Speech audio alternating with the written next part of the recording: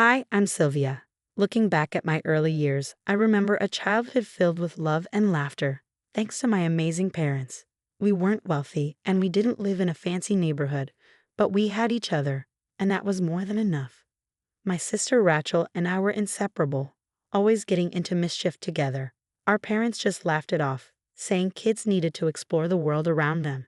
But everything changed when I was 8. One rainy night, my parents were driving home from work when a truck skidded on the slick road and crashed into their car. They died instantly. At first, Rachel and I didn't understand why they never came home that night. It was our Aunt Melissa who broke the news to us. I remember her exact words. Your parents had a terrible accident, Burroughs. They're gone. In the days that followed, Melissa made a decision that would change everything. She took in Rachel, saying she could only handle one child. Rachel was quiet, the kind of kid who could sit in a corner and read for hours. Me, I was too much like my parents, vibrant and always on the go. Melissa said I was too much for her to handle. I'm sorry, Sylvia, but you'll have to go somewhere else, somewhere more suited to energetic kids, she told me, barely hiding her disapproval. I couldn't understand. Weren't we both her nieces? Why was I the one left out? I was sent to an orphanage, a place that still haunts me with its antiseptic smell and cold, unfeeling walls. I felt abandoned, like a throwaway child, unwanted even by my own family. But fate had other plans. The Smiths, friends of my parents, heard about what had happened and came for me like angels in disguise. They didn't see the troublesome child. They saw a girl who had just lost everything. Why wouldn't we want you, Sylvia? Mrs. Smith said gently as they signed the adoption papers. You're going to be our daughter now, and we're going to make sure you have everything you need. Moving to a new city with the Smiths felt like stepping into a different world. They loved me as their own, never once making me feel like an outsider. They supported me through school, cheered me on at soccer games, and were there for every high and low. As I adjusted to my new life, I couldn't help but wonder about Rachel. How was she doing? Was Melissa kind to her? Did she miss me like I missed her? Life moved on, and I grew up in a home filled with love and acceptance, slowly healing from the wounds of my past. That's how my journey began, in a loving home that chose me when my own family turned me away. Hey Sylvia, you're awfully quiet today. What's on your mind? Mrs. Smith asked, looking concerned as she handed me a cup of coffee across the breakfast table. It's nothing really, I said, my voice trailing off. I had found a box of old letters in the attic, letters that weren't meant for me but had told me so much. Sylvia, whatever it is, you can tell us. We're here for you, Mr. Smith chimed in, his expression soft and inviting. Taking a deep breath, I decided it was time to share. I found letters from Aunt Melissa to my parents. I began, my voice trembling. She talked about taking in Rachel but not me. She said I was too much like my parents, too wild to fit into her perfect family. The room went silent. Mrs. Smith reached over, squeezing my hand. "Oh, Sylvia, that must have been so hard to read," she said softly. "It was," I admitted, "but it explains a lot. Why she never came to see me, not even once. I guess I just wasn't the right fit. Sylvia, remember, we chose you because you fit perfectly with us, not because you needed to fit into some mold," Mr. Smith said firmly. I nodded, feeling the weight of years of confusion starting to lift. I know, and I'm grateful every day, but it still hurts, to be rejected because of who I am. We understand, sweetheart, but remember, you're not that little girl anymore. You're a strong young woman who has overcome so much, Mrs. Smith said, smiling warmly. Encouraged, I continued, "You're right, and I'm going to use this. I'm going to write my thesis on family dynamics and acceptance. Maybe I can help others understand and deal with similar situations." That sounds like a wonderful idea. We're so proud of you, Mr. Smith said, his voice filled with pride. The rest of my college years flew by as I immersed myself in studies and part-time work, fueled by a desire to prove that being too much could actually mean having a lot to offer. My thesis on family acceptance was well received, opening doors to graduate studies and a promising career in social work. Each success felt like a silent nod to Melissa, showing that her rejection didn't define me but propelled me forward. My relationship with my adoptive parents grew stronger, and I found solace in knowing I was loved unconditionally. As my career took off, I often reflected on those difficult revelations and used them to drive my passion for helping others. Each family I helped reconcile felt like healing a little part of myself that had been broken. Through it all, I kept moving forward, determined to live a life full of love and acceptance, proving that sometimes being too much is just enough.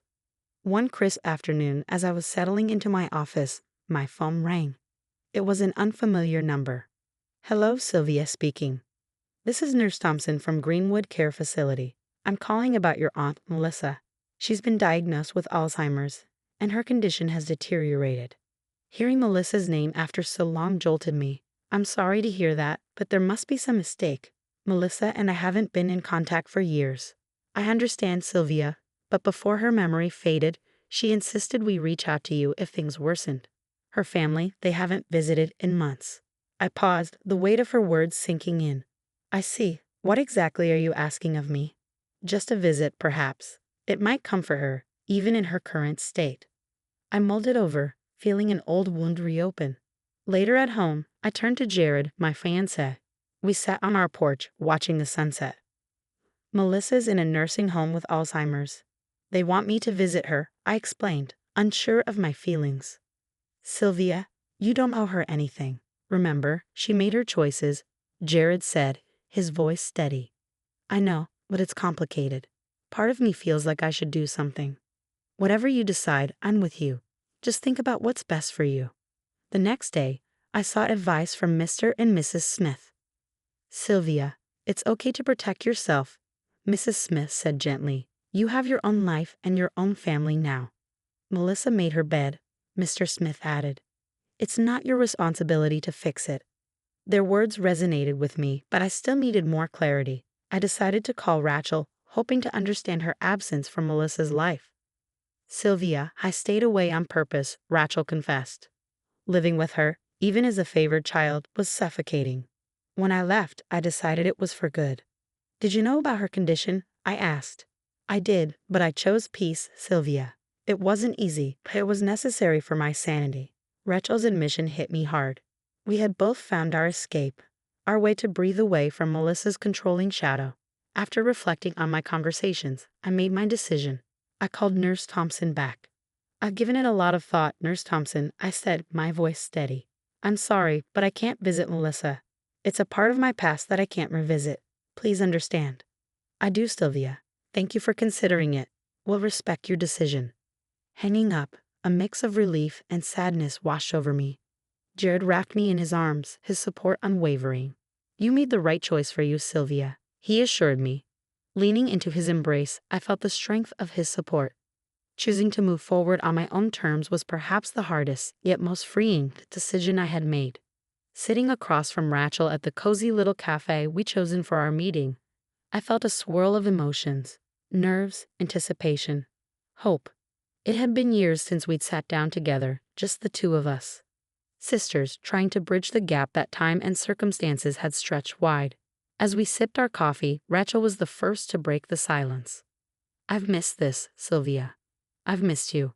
"I've missed you too," I replied, the familiar pain of our separation easing a bit with her words. "I'm sorry we let so much time pass. We were both dealing with a lot, but I'm glad we're here now," she said, her smile tentative but genuine. The conversation shifted toward our aunt, and I hesitated before speaking. "I heard about Melissa's condition. It must have been tough to hear after all these years." Rachel's expression clouded. "Yeah, it brought up a lot of old feelings. But I realized that staying away was necessary for my own healing. She wanted to shape me into something I wasn't, and when I couldn't fit into that mold, it hurt a lot." I nodded, understanding her more than ever. She did the same to me, in a different way. Rejected me because I was too much like mom and dad, too energetic, too lively. "It's ironic," Rachel mused. "She pushed us away trying to mold us, and now she's the one left alone." "Yeah, and I've decided not to visit her," I said softly. "It's hard, but it's what I need to do to protect my peace." "I hope that's okay." Rachel reached across the table, squeezing my hand. "It's more than okay, Sylvia. I support your decision. We both need to do what's best for us, not just what's expected." Our conversation drifted through memories of our childhood, the good and the bad, as we pieced together a clearer picture of our shared past. It was therapeutic, talking openly about the hurt and healing, about the life Melissa tried to dictate and the lives we reclaimed for ourselves.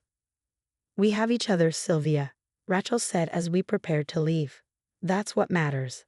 Let's not let anyone come between us again. I smiled, feeling a profound sense of relief and reconnection. Agreed. It's us against the world, right?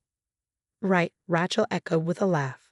As we hugged goodbye, I felt lighter than I had in years, fortified by the renewed bond with my sister.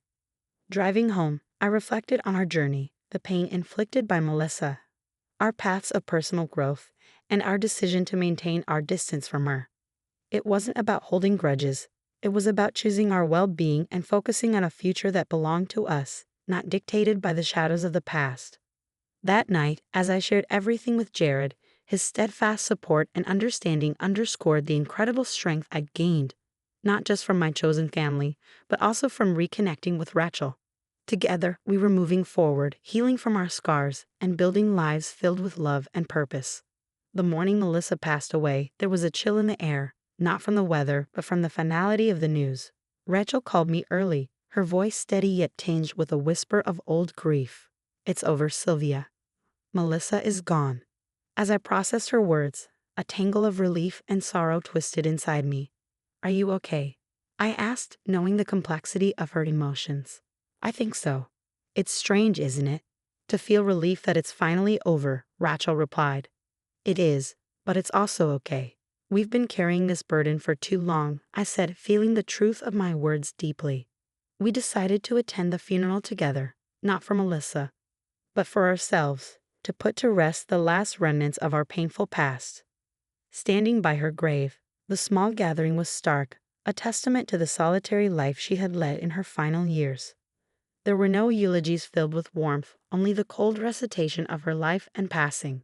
As the pastor concluded his prayers, Rachel squeezed my hand, a silent pact between us. We were there to say goodbye, not just to Melissa, but to the shadow she had cast over our lives. Walking away from the cemetery, I felt a chapter closing, one that had lingered open far too long. In the weeks that followed, life moved swiftly toward a much happier occasion, my wedding. As I stood in the bridal suite preparing to walk down the aisle, I was surrounded by laughter and the bustling energy of my bridesmaids. Rachel was there, radiant and supportive, no longer just my sister but my best friend. "You look beautiful, Sylvia," she whispered, adjusting the veil on my hair. "Thanks to you.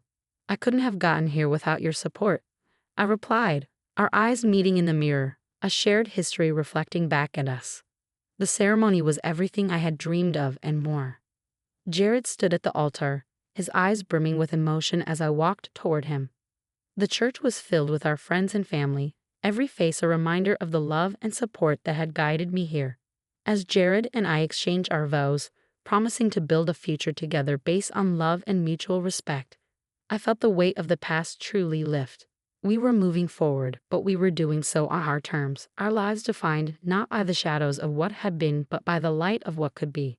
The reception was a blur of music, dancing, and laughter. Mr. and Mrs. Smith danced every dance, their faces alight with joy. Rachel gave a toast that brought everyone to tears, not just for its words of love but for the journey it recounted, one of healing and rediscovery. As the night drew to a close, Jared and I stepped outside for a moment of quiet. The stars were out, a tapestry of light against the dark sky. "We did it," I said, my head resting against his shoulder. "We did," he agreed, kissing the top of my head. "Here's to new beginnings, to love, and to a future we create together." As we stood there, the night whispered around us, promising years of happiness to come, built on the foundation of choices made with courage and the strength to let go of the past. The air was no longer heavy with loss but light with the promise of the life we were ready to live. Now that our story has reached its conclusion, I have a question for you all. Sylvia and Rachel made the choice to attend Melissa's funeral not out of obligation but to seek closure on their own terms. Do you think attending the funeral of someone who hurt you was necessary for healing, or is it better to find peace from a distance? Share your thoughts and experiences in the comments below.